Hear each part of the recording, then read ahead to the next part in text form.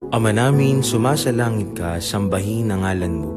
Mapasa amin ang kaharian mo, sundin ang loob mo dito sa lupa para nang sa langit. Bigyan mo kami ngayon ng aming kakanin sa araw-araw at patawarin mo kami sa aming mga sala para ng pagpapatawad namin sa nagkakasala sa amin. At huwag mo kami ipaintulot sa tukso at iadya mo kami sa lahat na masama. Amen. Kabahagi ng Maria, napupuno ng grasya, ang Panginoon Diyos ay sumasa iyo. Buti kang pinagpala sa babaeng lahat, at pinagpala naman ang iyong anak na si Jesus. Santa Maria, Ina ng Diyos, ipanalangin mo kami makasalanan, ngayon at kung kami mamatay. Amen. Sumasampalataya ako sa Diyos amang makapangyarihan sa lahat na may gawa ng langit at lupa. Sumasampalataya ako kay Jesucristo, isang anak ng Diyos, Panginoon nating lahat.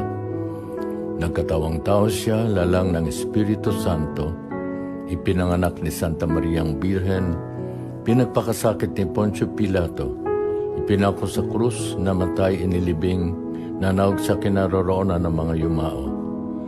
Na may 3 araw, nabuhay na maguli, umakyat sa langit, naluklok sa kanan ng Diyos amang makapangyarihan sa lahat, doon magmumula paririto at hukom sa nangabubuhay at nangamatay na tao.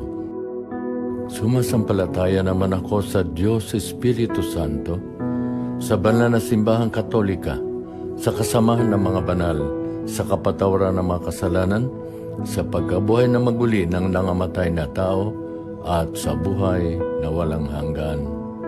Amen.